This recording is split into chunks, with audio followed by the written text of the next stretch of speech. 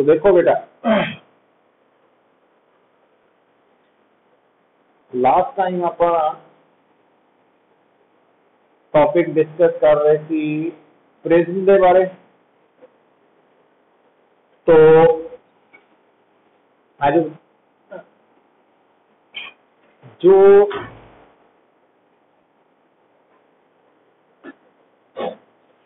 Prism का topic है ਉਹਦੇ ਚ ਇੱਕ ਤਾਂ ਆਪਾਂ ਡਿਸਕਸ ਕੀਤਾ ਸੀ कि किसी भी प्रिज्म ਲਈ एंगल ऑफ प्रिज्म की वैल्यू कितनी है R1 प्लस R2। R1 ਤੇ R2 की सीगे प्रिज्म के अंदर रिफ्रैक्टिंग एंगल। फिर बेटा आप प्रिज्म ਲਈ प्रूव किया सी I plus E is equal to A plus delta है। तो डेल्टा एंगल ऑफ डिविएशन है। फिर असी डिस्कस किया कि अगर स्मॉल एंगल्ड प्रिज्म है तो स्मॉल एंगल्ड प्रिज्म के लिए एंगल ऑफ डिविएशन की वैल्यू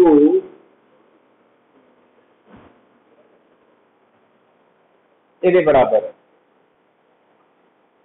फिर बेटा असी देखा कि हर प्रिज्म के लिए एक मिनिमम एंगल ऑफ डिविएशन है। मतलब हर प्रिज्म के ऊपर जदों असी इंसीडेंट रे है ना, कोई रे ऑफ लाइट को इंसीडेंट करते हैं तो for particular value of angle of incidence angle of deviation minimum हो जाता और उस वक्त एंगल ऑफ इंसीडेंस से एंगल ऑफ इमरजेंस दोनों बराबर होंगे है। R1 R2 भी बराबर होंगे है ना। ये रिजल्ट आप डिस्कस किए थे। फिर प्रिज्म फार्मूला डिस्कस किया तो फिर असी एंटर किए डिस्पर्शन ऑफ लाइट वाले केस कि अगर किसी भी प्रिज्म के विच वाइट लाइट एंटर करे तो डिस्पर्स हो जाती है। पर नाल असी ये भी देखते हैं पुत्र कि जिहड़ा सिंगल प्रिज्म है ना वो लाइट नू वाइट लाइट नू डिस्पर्स तो करेगा ही, डेविएट भी करेगा। मतलब सिंगल प्रिज्म जिहड़ा वा वो डिस्पर्स भी करता तो डेविएट भी करता। डेविएट तो करना ही करना प्रिज्म ने, वाइट लाइट को डिस्पर्स भी करता। और फिर डिस्पर्शन को मेजर करने लई असी तुहानू याद होएगा प्रिज्म दे नाल एक एंगुलर डिस्पर्शन का फार्मूला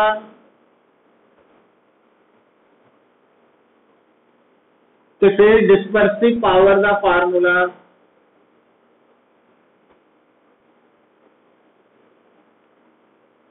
है ना, ये डिस्कस किए लास्ट लेक्चर। हुण बेटा असी अगर चाहते हैं कि जिहड़ी वाइट लाइट है वो डेविएट करे, डिस्पर्स ना करे। एक गल तुहानू मैं दसी हुई है या दस रहा वा कि जिहड़ा सिंगल प्रिज्म है ना उन्हें वाइट लाइट को डेविएट भी करना, डिस्पर्स भी करना। इस करके जदों सानू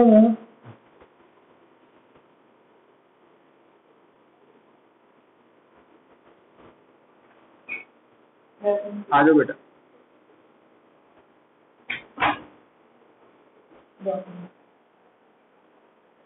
जदों आपां डिविएशन विदाउट डिस्पर्शन की गल करन लगे हैं ये लिए थानू की करना पैना, एक नहीं दो प्रिज्म जोड़ने पैने हैं, यूज करने पैने। Combination of two prism use करना पड़ेगा फॉर डिविएशन विदाउट डिस्पर्शन। और अगली गल बेटा आप ऑब्जर्व करांगे कि वो दोनों जिहड़े प्रिज्म है ना असी मैथमेटिकली प्रूव करांगे वो जिहड़े दो प्रिज्म है उन्हां विचों एक प्रिज्म अगर इस तरह तो दूसरा प्रिज्म जिहड़ा इहदे नाल यूज हो रहा वो इदां होएगा। या मैथमेटिकली प्रूव होएगा भी इदां कित्थों पता लगा। तो अगर ये पहला प्रिज्म है, इसका एंगल ऑफ प्रिज्म A1 है तो ਇਹਦਾ एंगल ऑफ प्रिज्म A2 होएगा।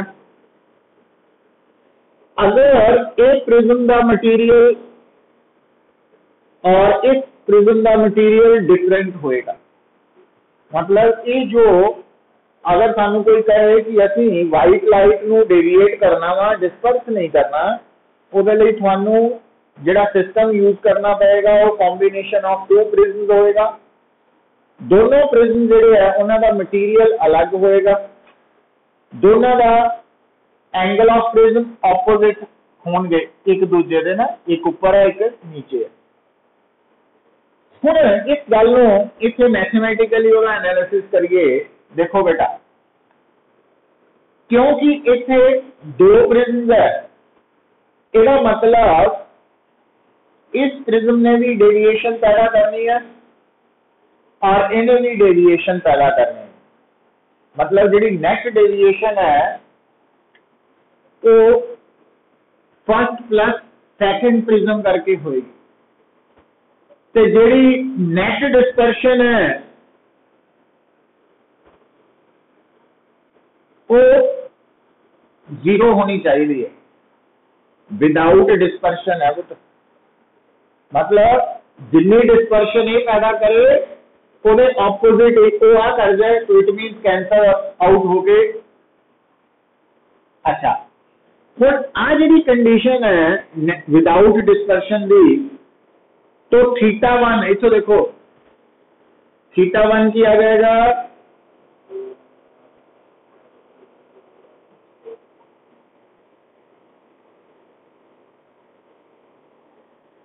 ते नाल की है मल्टीप्लाई हो रहा A1 प्लस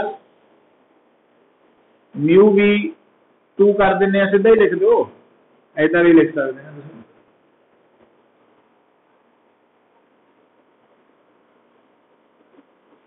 जीरो। हुण इथों बेटा तुहाडे सामने A1 ओवर A2 की रेशो की आ जाएगी माइनस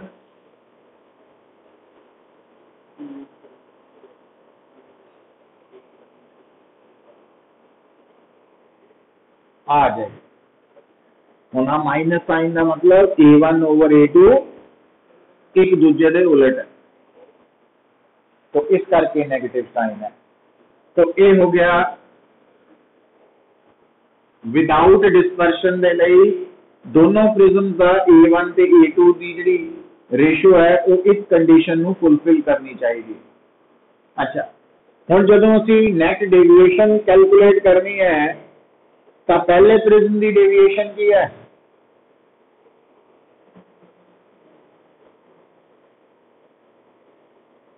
A1 प्लस, ठीक है। हुण अगर आपां इथों A2 की वैल्यू पुट कर दईए, इथों तो या आप इसमें पहला कॉमन कर लेने हैं,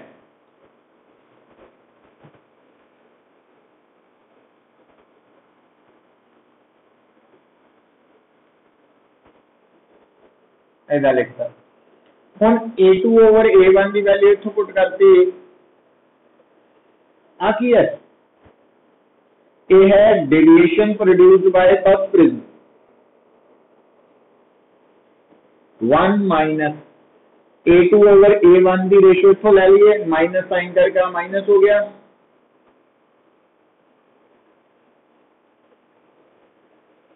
हुण ये बन गया mu V1 minus mu R1 over, इतना बन गया। हुण इधर से आ जाओ,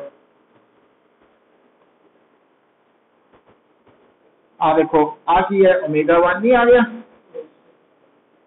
और आ वाला तो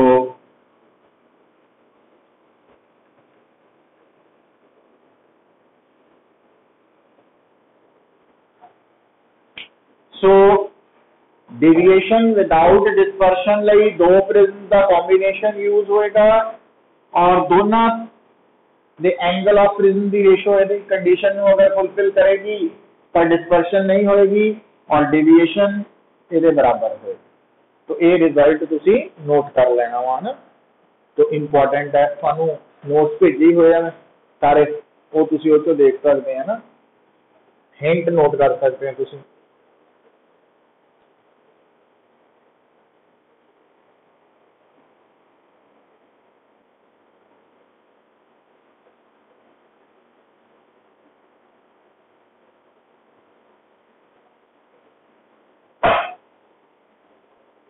लक्ष्य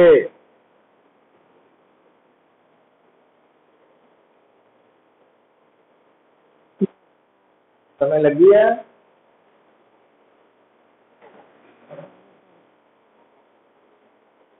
अर्शिया गर्ग, अर्शिया गुलाटी। तो ये रिजल्ट इंपॉर्टेंट है, आए कितना वहां ऑन द स्पॉट भी तैयार हो सकते हैं ना, अगर आप बेसिक फार्मूला याद है थोड़े।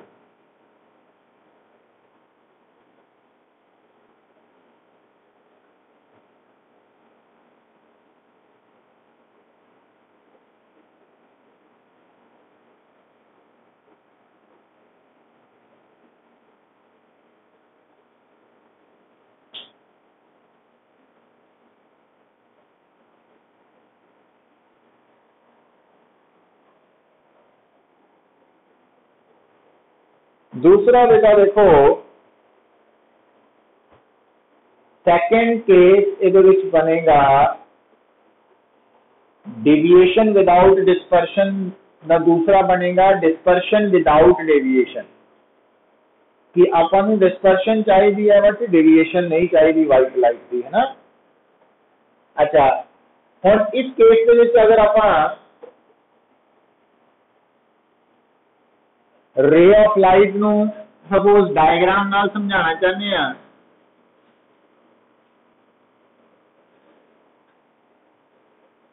ठीक है। तो आ मैं इंसीडेंट रे शो करती वाइट लाइट, हम इन्हें इथों स्प्लिट हो जाना ना दो, मतलब एक्सट्रीम कलर्स बना लेने आप, रेड ते वायलेट, ठीक है। हुण जदों इन्होंने इत्थे एंटर करना, ठीक। अच्छा, आ जी अगर मैं इदा एक्सटेंड करा, ये है इंसीडेंट रे की डायरेक्शन। तो हुण जदों इथों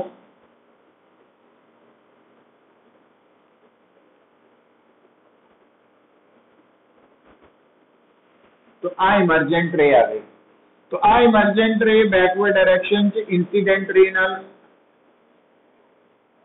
तो डेविएट हो रही है, पर वाइट दी वाइट ही है। हुण इथों नोट करो, थानू मैं की दस्सिया सीगा कि ये दोनों प्रिज्म्स का मटीरियल डिफरेंट होना चाहिए। अगर आप कहिए कि क्यों डिफरेंट होना चाहिए, उसका जवाब देखो मैथमेटिकली मिल रहा, जे दोनों प्रिज्म्स का मटीरियल सेम है तो फिर ओमेगा 1 ओमेगा 2 बराबर होंगे। तो ओमेगा 1 ओमेगा 2 बराबर होने का मतलब तो डेविएशन भी नहीं होगी, है ना। इस कारण करके दोनों का मटीरियल भी डिफरेंट होना चाहिए। अच्छा, हूँ बेटा अगला हेडिंग लिख लेना सी डिस्पर्शन विदाउट डेविएशन। हूँ डिस्पर्शन विदाउट डेविएशन के लिए बेटा फिर दोबारा देखो, अगेन दो प्रिज्म दा कॉम्बिनेशन यूज किया जाता वा, और ये भी तुसी देखोगे A1 A2 ऑपोजिट होंगे और दोनों का मटेरियल डिफरेंट होएगा। हूँ आप चेक कर लेने हैं मैथमेटिकली, देखो डिस्पर्शन होनी चाहिए है बट डेविएशन नहीं। हूँ इन्हें भी डिस्पर्शन पैदा करनी है, इन्हें भी करनी है, तो नेट डिस्पर्शन का हो जाएगी θ1 प्लस θ2, पर नेट डेविएशन 0 होनी चाहिए, है ना, विदाउट डेविएशन। तो जी ਇਹਦੀ डेविएशन है और ਇਹਦੀ है, दोनों का सम 0 होना चाहिए। हुण डेविएशन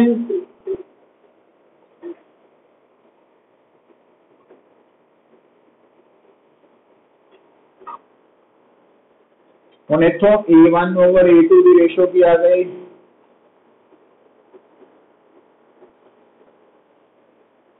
आ गई। हुण मतलब अगर ये दो प्रिज्म फिर अगेन नेगेटिव आया ना, तो उन्हें शो करता कि दोनों के एंगल ऑफ प्रिज्म उल्ट होने हैं, और आ कंडीशन अगर फुलफिल होएगी तो डेविएशन नहीं होएगी, सिर्फ डिस्पर्शन होएगी। और कितनी डिस्पर्शन होएगी, ਉਹਦੇ ਲਈ ਆਪਾਂ θ1 ਦੀ वैल्यू इथों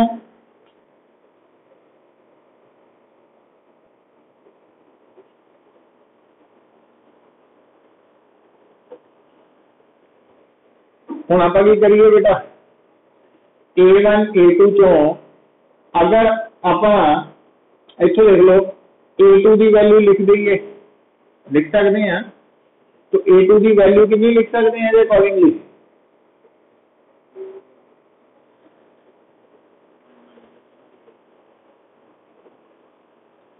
तो A2 की वैल्यू आ जाएगी ओवर ये बराबर। हुण अगर आप μ1 -1 A1 कॉमन कर लीए तो आ बन गया है ना, आ कॉमन कटिया ना बोला, तो A1 तो सीगा, तो सिर्फ मैथमेटिक्स ही है, हुण आ भी बन गया।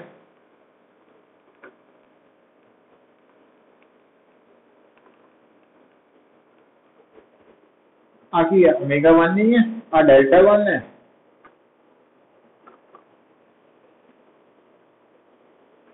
तो आ रिजल्ट आ गया डिस्पर्शन विदाउट डेविएशन। अगेन जे दोनों का मटेरियल सेम है, ω1 ω2 अगर सेम है, मटेरियल करके ही है ना, तो ये 0 हो गया, तो फिर ना डेविएशन होनी ना डिस्पर्शन। इसका मतलब जिहड़ा कॉम्बिनेशन है ना, ਉਹਦੇ ਵਿੱਚ दोनों मटीरियल डिफरेंट होने चाहिए, सेम नहीं। तो ये रिजल्ट याद रख लो।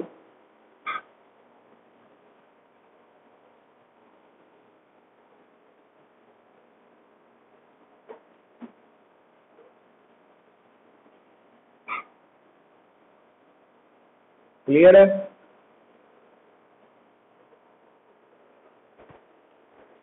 अगेन बेटा अच्छा, हुण इहदे विच जो डायग्राम बनेगी तुहाडी वो इदां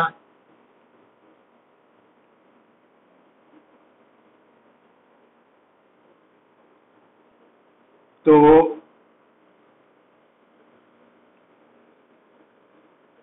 ठीक है। तो हुण इदां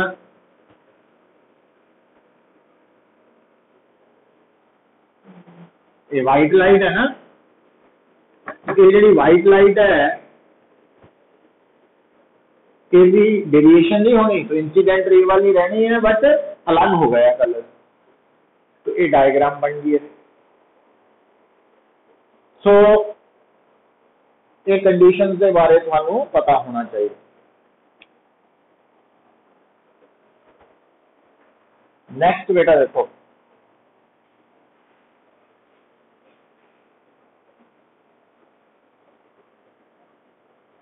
क्लियर है? थानू तो नहीं कोई डाउट अर्शिया?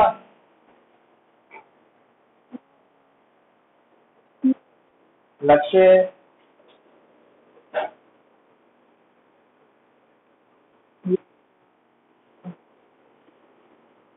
डाउट है तेरा कि नहीं?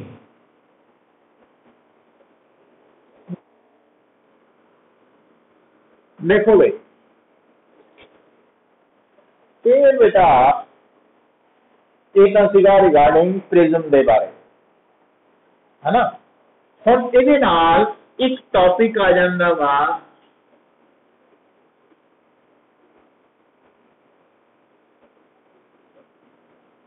Relay scattering. एक्चुअली स्कैटरिंग का मतलब की है, जे तो आप लिटरेरी मीनिंग की गल करिए बिखरना है ना। हम जिस तरह मान लो कि एक बैग है, बैग दे विच सपोज कोई समान पाया, समान भी केड़ा आप कहने हैं कलर्स पाए हुए हैं, एक कलर का भरया होया बैग है। हुण वो बैग मान लो साइकिल स्कूटर के पिछे रखा वा, अगर कोई उहदे विच पिन मारदा है बैग च, तो जो स्कूटर ने जाना वा है ना, व्हीकल ने जाना, तो वो पिछे रखे बैग के कलर ने राह च स्कैटर्ड बिखरी जाना वा, बिखर जाना है ना। तो स्कैटरिंग का ये मतलब है कि बिखरना है ना, लिटरेरी मीनिंग है, और ये भी वही सेम कंसैप्ट ही है। हुण जदों बेटा असीं गल करते हैं कोई भी जिहड़ा एटम है या मॉलिक्यूल है, ठीक है, तो जदों कोई भी एटम या मॉलिक्यूल अपने ऊपर इंसीडेंट हो रही रे ऑफ लाइट नूं एब्जॉर्ब करदा वा, तो उसनूं री एमिट भी करदा वा, री एमिट भी करदा वा, है ना। पर हुण इहदे विच स्कैटरिंग का मीनिंग की है, हुण इदां समझो कि जिस तरह एक पर्सन है, ठीक है, तो उन्होंने किसी ने आके कोई कॉन्फिडेंशियल गल दस दी ते नाल कहता दसी ना, है ना। पर वो जो पर्सन है जिन्होंने हम गल पता लगी, एक साइड तो आई गल, उन्हें हरेक नूं दस दी, तो उन्हें की किया वा, उस गल नूं स्कैटर करता, बिखेरता ना, सारा स्कैटरिंग हो गई, फैल गई चारों पास। तो जेडे एटम्स है, मॉलिक्यूल्स है, वो भी की कर रहे हैं कि अपने ऊपर आ रही एक पर्टिकुलर डायरेक्शन तो रे ऑफ लाइट जे आ रही है उन्होंने वाल, उन्होंने एब्जॉर्ब करके वो एनर्जी नूं री एमिट करते हैं। पर जो री एमिट करते हैं तो चारों पासे कर देंगे हैं, तो स्कैटरिंग हो जाती है। और उन्होंने एटम्स या मॉलिक्यूल्स नूं असीं स्कैटरर बोलते हैं, स्कैटरर। हुण ये जिहड़ा तुहाडा कलर ऑफ स्काई है, ये पिछे भी स्कैटरिंग का ही कंसैप्ट है, क्योंकि अर्थ जिहड़ा वा उहदे आले दुआले जो एटमॉस्फेयर है, तो एटमॉस्फेयर काहदा बनिया होया, मॉलिक्यूल्स तो, है ना।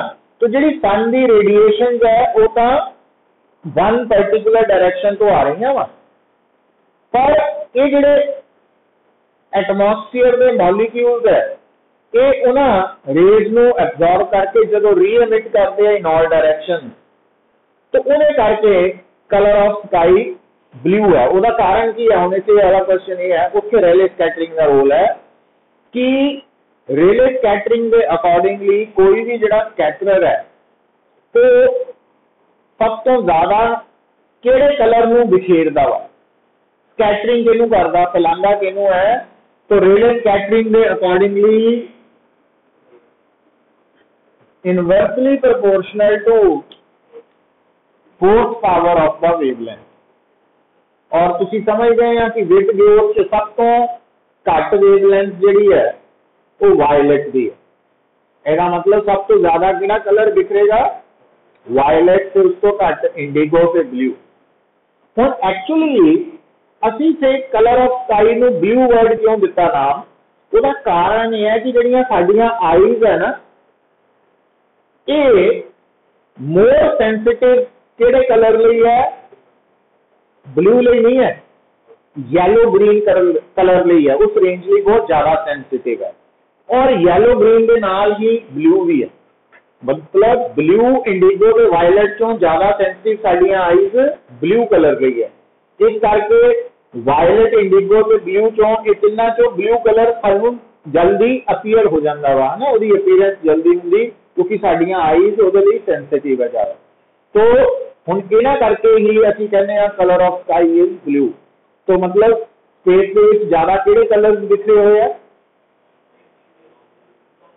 एक वायलेट, इंडिगो और ब्लू, है ना। तो इन्हां दा कॉम्बीनेशन का इफेक्ट असीं कहने हैं कि colour of sky is blue, क्योंकि वो फिर साडी आईज की सेंसिटिविटी का रोल आ जाता। तो वो स्कैटरिंग इफेक्ट जिम्मेवार है, और स्कैटरिंग इफेक्ट जिहड़ा वो रेले स्कैटरिंग है, जिहदे अकॉर्डिंगली सब तो ज्यादा किहदी स्कैटरिंग होनी है, जिहदी वेवलेंथ सब तो घट होएगी या घट होएगी। तो रेड कलर की स्कैटरिंग सब तो घट होनी है, क्योंकि रेड की वेवलेंथ है ना, और इंफ्रारेड की होर भी स्कैटरिंग घट होनी है, इंफ्रारेड। तो हुण बेटा कलर ऑफ स्काई ब्लू क्यों है, उसका कारण रेले स्कैटरिंग है। और इसे कंसैप्ट पे ही बेस्ड है कि अगर तुसी सन नू ऑब्जर्व करो, जदों सन राइज तो लैके सन सैट तक पूरे दिन, तो तुसी देखते हैं कि सन सैट ते सन राइज दोनों वेले रेडिश हुंदा, ते जदों है ना नून टाइम है, उदों उहदी जिहड़ी टोन है वो मतलब येलोइश टोन च हुंदा है ना, तो उदों रेडिश नहीं हुंदी। उसका कारण की है, फिर अगेन स्कैटरिंग का ही कंसैप्ट है। स्कैटरिंग का कंसैप्ट की है पुत्र, नो डाउट दिने एट नून टाइम और सनराइज और सनसेट दोनों वेले ही सन का डिस्टेंस फ्रॉम अर्थ तो सेम है, उहदे च नहीं फर्क है। फर्क काहदे च पुत्र, आ देखियो भी अगर आप इन्हू समझिए तो आ थोड़ा, अगर आप इन्हू अर्थ कहने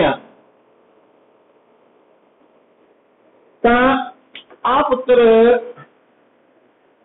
मैं ड्रॉ करता अर्थ का एटमोसफीयर।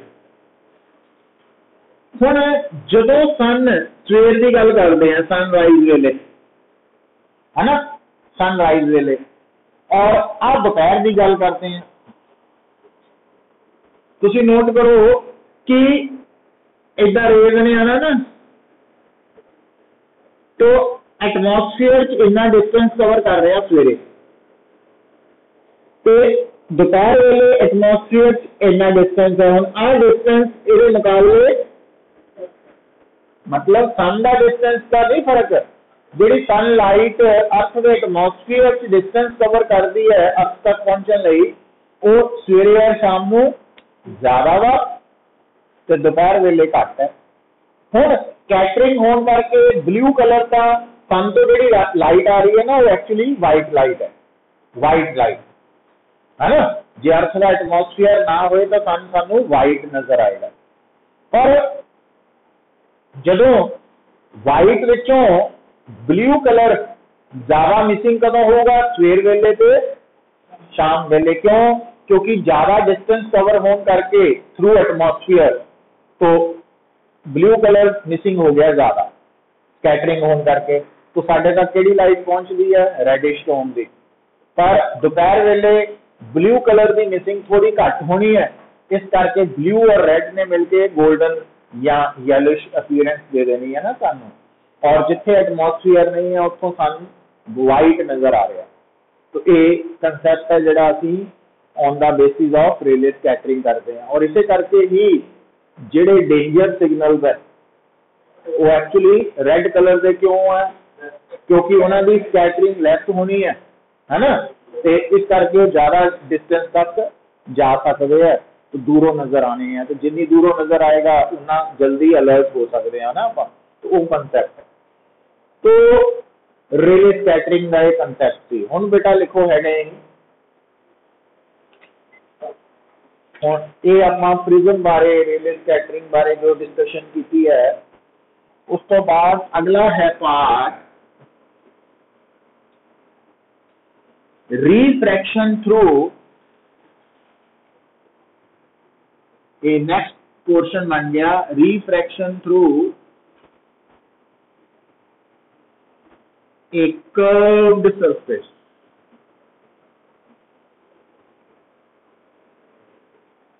refraction through a curved surface। हुण